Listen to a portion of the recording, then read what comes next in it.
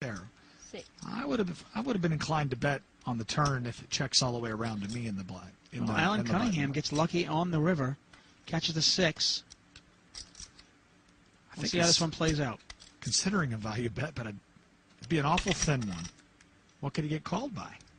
Oh, that's what I was going to ask you. If he bets the 6, can he get? I mean, I guess he can get called by a 5 or a deuce. Yeah, pretty thin, pretty thin. But actually, the action on Cyril Mooley first. Yeah, Cyril Mooley here. Maybe he looks to steal the pot. Now, this is interesting because it might actually get through. 9. And he bets 9,000 into a $6,900 pot. Pass. And Wow. Alan Cunningham forced to fold, but one of the reasons Cunningham forced to fold is Patrick is still yet to act behind. Now, this is interesting. I think Patrick puts Mooley on nothing.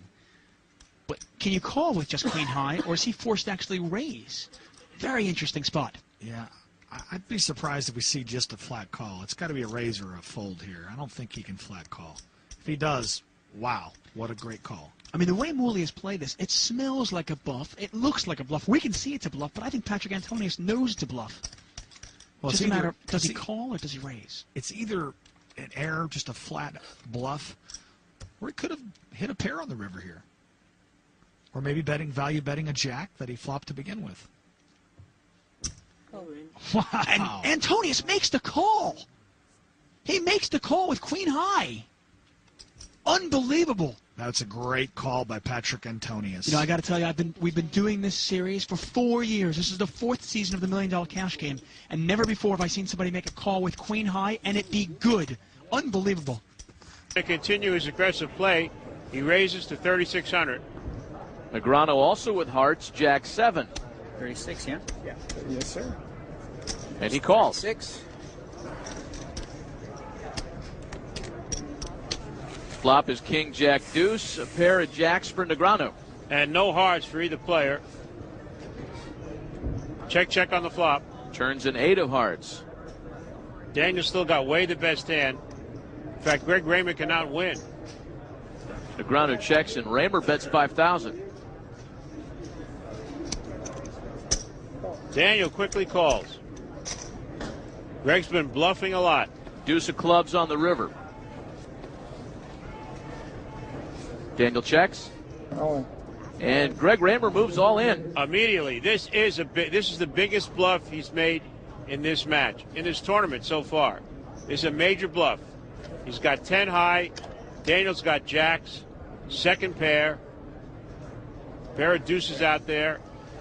Remember, Greg Raymer raised before the flop. He bet on 4th Street, just like he had ace-king or king-queen, and now he's gone all in on the river. Greg's trying not to show anything.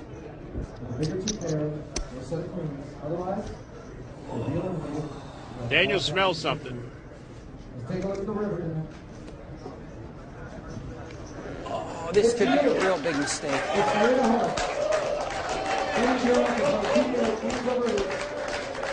Greg didn't like to hear that. Daniel's indicated he's going to call. I got to go with my gut. Got to go with my gut. This could be really stupid. I call. Wow. You call, you win, buddy. How do you call that? Very much. Really good final table, actually. I'm really enjoying it. Okay, 5-9 there for Jason Mercier. Oh, wow! Now he's suddenly. This is not something we've seen before, is it? No. Well, four-handed. You see, he's going to start opening up now that the four-handed. The right thing to do. Good for him. He's set up a table image. Yeah. He's going to capitalise on it. 80,000. I can't see him getting called unless. Anthony pass, small-blind pass. Eric calls. 80,000. Eric's making a mistake here, I think. Yeah. He really is. He's calling just to try to outplay him. Check. So if you've got aces or, you know... 2 players, Eric check in the dark. Let's see what happens here. Oh, I hate that. He's checked in the dark again. Flop comes. Yeah. 5, check, 6. Jason checks. Jason Here's checks the as third. well. It's an 8. What's Koska's going to do now? 220. 220,000. Betting 220,000 into a pot of 187,000. 220,000. Did he say call? Oh, well, he's picked up a Jason middle pin. call. He's picked up a middle pin 220,000. straight with his pair of 5s. So he needs a 7. or a 9. Well, he actually, as it is, He doesn't actually need he's anything, winning. but if he thinks he's behind, that's what he thinks he needs. Exactly, yeah. That's what I'm thinking in my head too. Board is 5, check, 6, 8. Koskas didn't like that call. And 8. Okay. I'm all in. Eric, all Wow. Very great strong play there. If Mercier can pick this up, this will be an incredible call. If he can. How much has he got to call here? 700,000. And his stack is 2,244,000. So he'll still be left 1.3 million if he calls and gets it wrong. Has he got a jack in his hand? Has he got an 8? Think it through. He's thinking it through. Checking out his body language.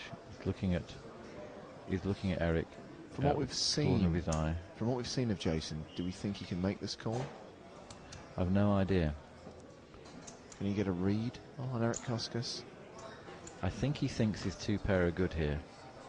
I think instinctively he thinks his 2 pair are good. Remember that these guys play hundreds and hundreds and hundreds of hands online.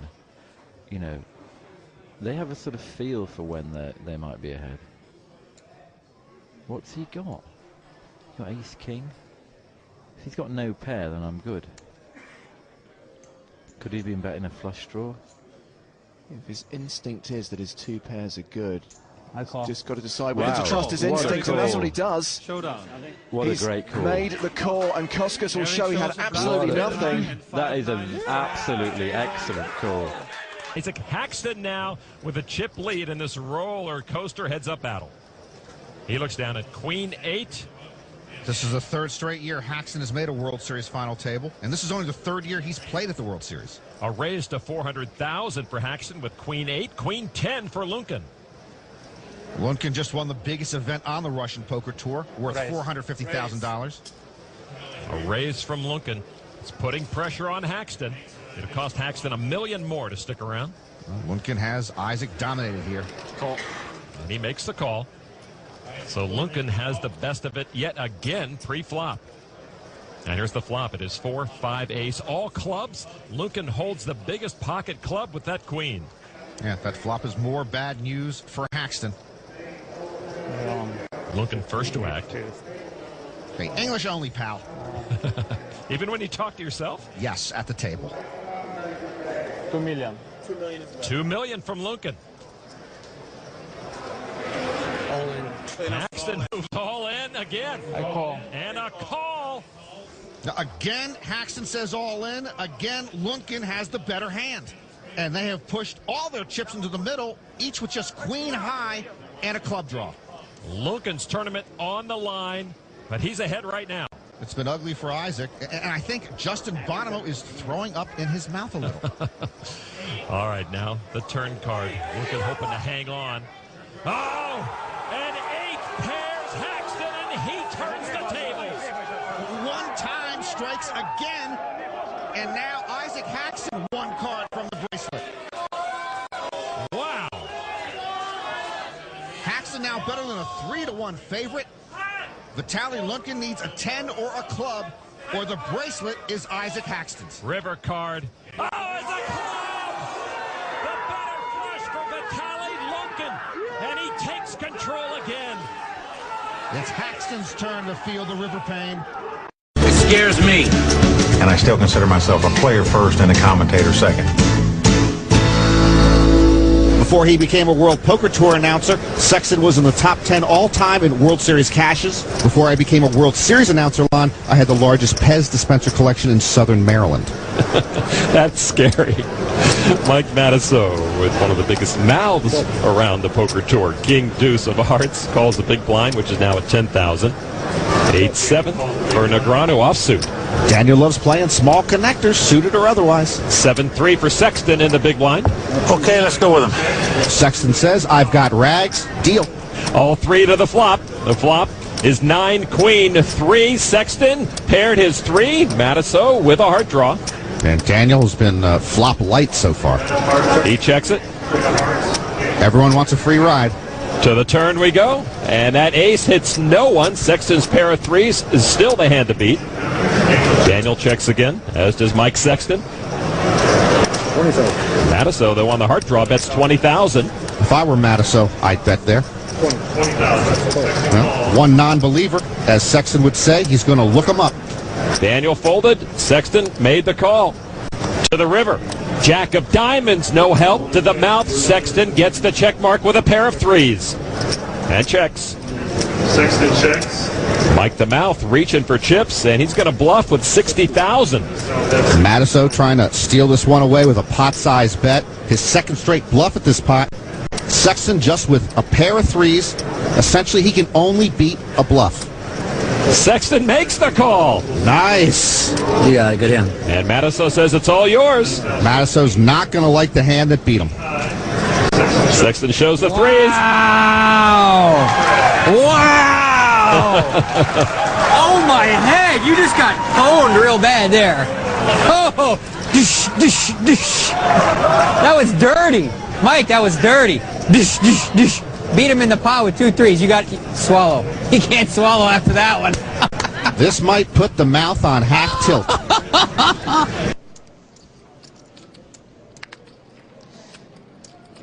Il a valet et 8 de cœur. Il joue au poker depuis peu de temps, hein, depuis 2 ans et demi seulement. C'est très impressionnant. Il a déjà fait une table finale en WPT l'année dernière.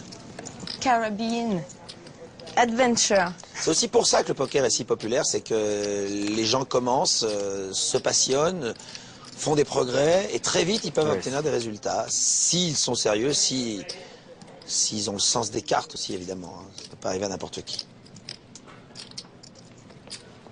Cory, As-5, dépareillé. Mais qui relance à 340 000. C'est audacieux. C'est très audacieux. Il peut faire croire qu'il a... L'autre va jeter, forcément. Oui, Est-ce que vous êtes sûr qu'il va jeter, certainement? Sauf si Cory est vraiment short stack. Dans ce cas-là, Jonathan peut tenter le coup. Mais pourquoi aller prendre des risques avec valet 8 quand on est sur-relancé? Sur-relancé, c'est-à-dire qu'il y a une grosse main derrière. Ah voilà, ça c'est une autre option. C'est une autre option. Il n'a pas cru. Il n'a pas cru à l'As-Roi ou à As-Dame.